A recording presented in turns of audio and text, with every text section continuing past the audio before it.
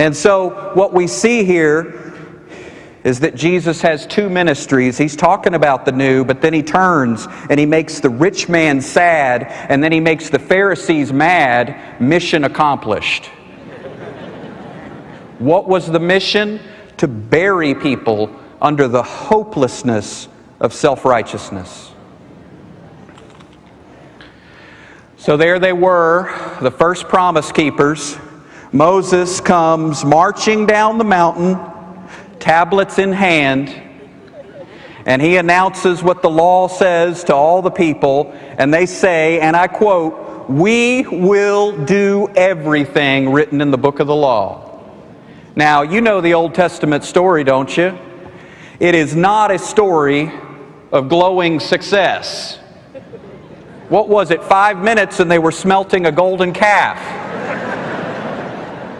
The Old Testament story is a roller coaster of failure and recommitment and failure and rededication. And I don't know how many altar calls they had where they were going to say, "Now God, I really mean it this time. I really, really mean it."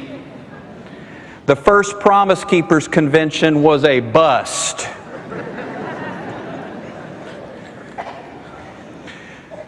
There was something wrong with the first covenant, but it wasn't the covenant. The law, hear me now, the law is holy, perfect, and good. Nothing wrong with the law. God found fault with the people under the law. And so we see then, the Old Testament was basically God in a swivel chair. Oh, you did your devotions? I'm back.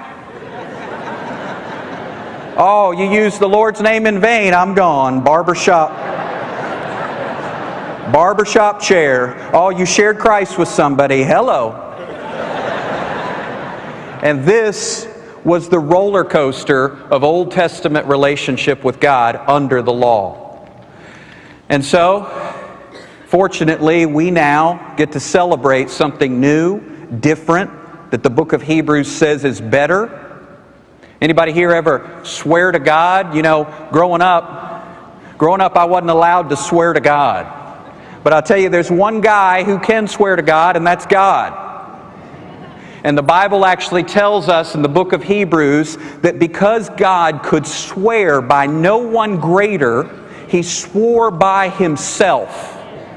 And so this new covenant, get this now, this new covenant is not a promise that you make to God.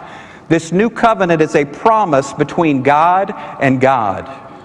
And the Bible tells us that by two unchangeable things, we have this hope as an anchor. What are those two things?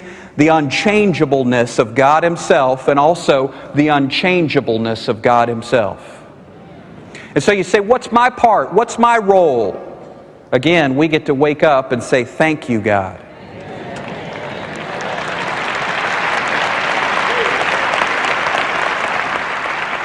Now, it was not without an oath, because God said to Jesus, because of this oath, because of this promise that I'm making to myself, Jesus has become the guarantee of a better covenant. You guys, you probably do some hard shopping sometimes. You research, you look out for a product. Is it a lemon? I don't want to get stuck with a lemon. So you look into the warranty, the guarantee, and then you look into the guarantor.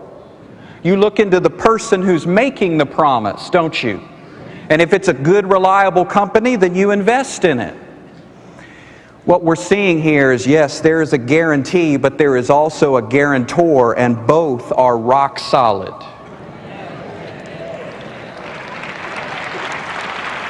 People say, well, maybe I could lose my salvation. They say, what if I, and they fill in the blank. What if I get a divorce? What if I commit the